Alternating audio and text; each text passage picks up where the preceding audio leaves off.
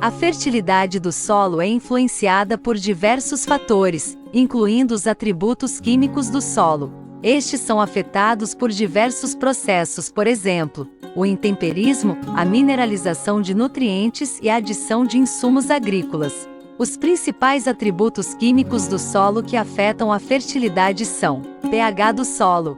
O pH é uma medida da acidez ou alcalinidade do solo e afeta a disponibilidade de nutrientes para as plantas.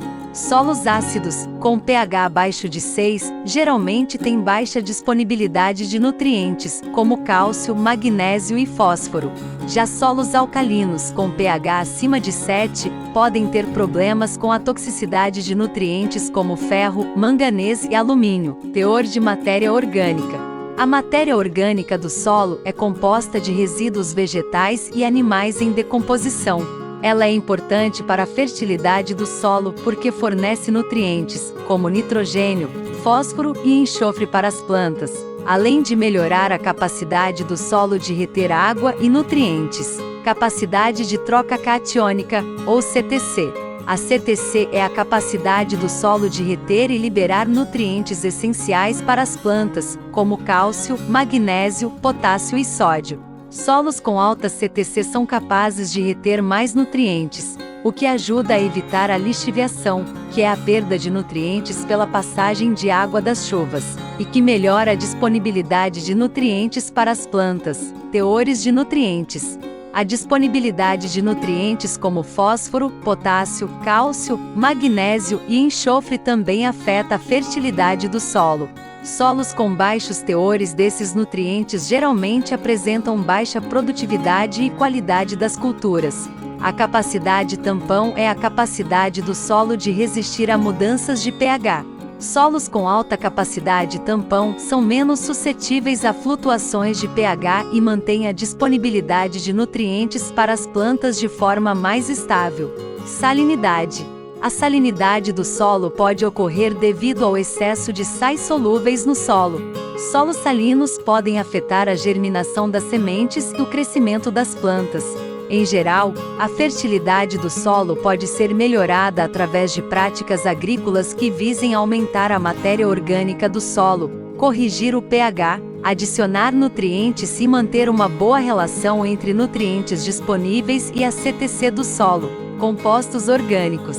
A adição de compostos orgânicos pode ter um efeito positivo na saúde do solo e no desempenho da lavoura de café, desde que a dosagem seja adequada e aplicada de forma correta. A dosagem ideal de compostos orgânicos varia de acordo com as características do solo e do clima, além do tipo de composto utilizado. Quando aplicado corretamente, o composto orgânico pode melhorar a estrutura do solo, aumentar a capacidade de retenção de água e nutrientes, estimular o crescimento de micro-organismos benéficos e fornecer nutrientes importantes para as plantas. Além disso, a adição de composto orgânico também pode ajudar a reduzir a erosão do solo, aumentar a infiltração de água e reduzir o estresse hídrico. No entanto, a aplicação excessiva de compostos orgânicos pode levar a uma sobrecarga de nutrientes, o que pode afetar negativamente o crescimento das plantas de café e causar outros problemas, como a compactação e acidificação do solo. Por isso, é importante monitorar a quantidade e a qualidade dos compostos orgânicos aplicados, para evitar a aplicação excessiva.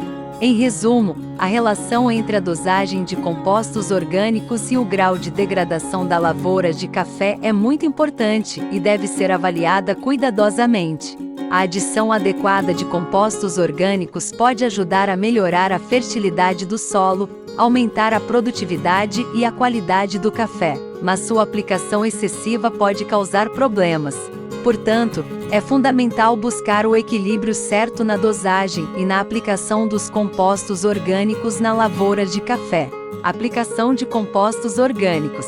O planejamento da aplicação de compostos orgânicos no cafezal envolve alguns passos importantes para garantir a eficácia da aplicação e minimizar possíveis impactos negativos. Aqui estão algumas etapas que podem ajudar a planejar a aplicação de compostos orgânicos no cafezal.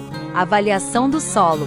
Antes de decidir qual tipo e quantidade de compostos orgânicos aplicar, é importante avaliar as características do solo, como pH, teor de nutrientes e capacidade de retenção de água.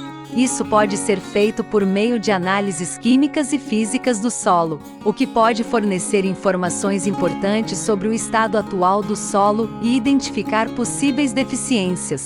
Identificação dos compostos orgânicos adequados. Com base na avaliação do solo, é possível escolher os compostos orgânicos mais adequados para a lavoura de café. Diferentes compostos orgânicos têm diferentes teores de nutrientes e propriedades físicas, como a capacidade de retenção de água e a densidade, que podem afetar a forma como são aplicados.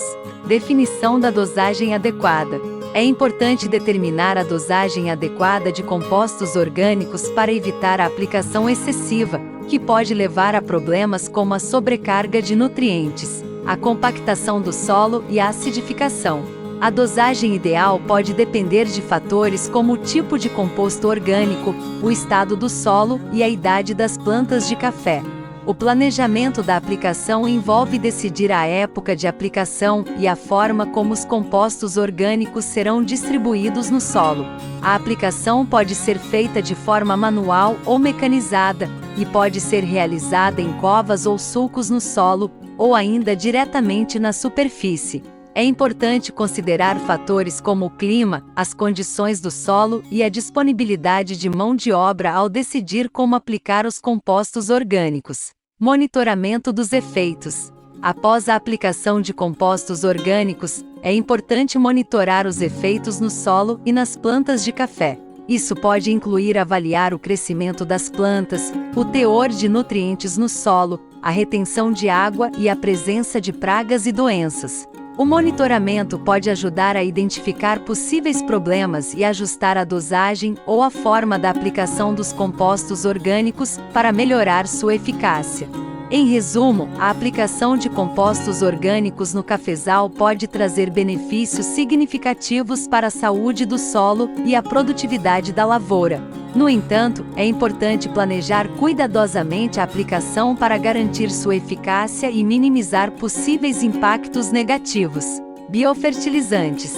Biofertilizantes são produtos resultantes da decomposição da matéria orgânica por meio de micro-organismos benéficos que ajudam a melhorar a fertilidade do solo e desenvolvimento das plantas. Os biofertilizantes podem ser aeróbicos ou anaeróbicos, dependendo da forma como são produzidos, e podem ser usados em diferentes tipos de cultivos. Biofertilizante aeróbico. O biofertilizante aeróbico é produzido por meio da decomposição de matéria orgânica em condições aeróbicas, ou seja, com a presença de oxigênio. Algumas técnicas e materiais utilizados para a produção de biofertilizantes aeróbicos são: compostagem. A compostagem é uma técnica de decomposição controlada que permite a transformação de resíduos orgânicos em biofertilizante. Os materiais usados no processo podem incluir restos de alimentos, folhas, galhos e outros resíduos orgânicos. Durante o processo de compostagem, é importante manter a pilha de material úmida e arejada para permitir a decomposição aeróbica dos materiais orgânicos. O processo de compostagem pode levar de algumas semanas a vários meses, dependendo do tipo de material e das condições de manejo. Vermicompostagem. A vermicompostagem é uma técnica de compostagem que utiliza minhocas para decompor a matéria orgânica e pode produzir um biofertilizante de alta qualidade que contém nutrientes importantes para as plantas. Para produzir biofertilizante por meio da vermicompostagem é necessário um recipiente adequado, como por exemplo uma caixa de plástico, para abrigar as minhocas e os materiais orgânicos. Durante o processo de vermicompostagem é importante manter a umidade e a temperatura adequadas e alimentar as minhocas regularmente. Biofertilizante anaeróbico. O biofertilizante anaeróbico é produzido por meio da decomposição de matéria orgânica em condições anaeróbicas, ou seja, sem a presença de oxigênio. As principais técnicas e materiais utilizados para a produção de biofertilizantes anaeróbicos são: biodigestão. A biodigestão é uma técnica que utiliza micro-organismos anaeróbicos que transformam os nutrientes presentes na matéria orgânica em compostos simples, decompondo a matéria orgânica. Durante a biodigestão, os resíduos orgânicos são colocados em um recipiente hermético, como um biodigestor, onde são quebrados por bactérias anaeróbicas. O biofertilizante resultante da biodigestão pode ser usado em diferentes cultivos. Fermentação. A fermentação é outra técnica que pode ser usada para produzir biofertilizante anaeróbico. Durante a fermentação, a matéria orgânica é colocada em um recipiente hermético, como um tambor, juntamente com água, e deixada em condições anaeróbicas para permitir a decomposição. A fermentação pode levar alguns dias ou semanas, dependendo da temperatura e dos nutrientes presentes na matéria orgânica. Ao final do processo, é obtido um biofertilizante líquido rico em nutrientes. Os biofertilizantes são uma alternativa sustentável e econômica para a fertilização de cultivos. Eles são ricos em nutrientes, como nitrogênio, fósforo e potássio, que são importantes para o desenvolvimento das plantas. Além disso, a produção de biofertilizantes é uma forma de reciclagem de resíduos orgânicos, o que contribui para a redução do impacto ambiental. Gostou do conteúdo? Então, inscreva-se no canal e ative as notificações para saber quando o próximo vídeo for publicado. Nele mostraremos a produção de um composto orgânico que tem o café como origem. Curta e compartilhe para que tenhamos cada vez mais um café sustentável.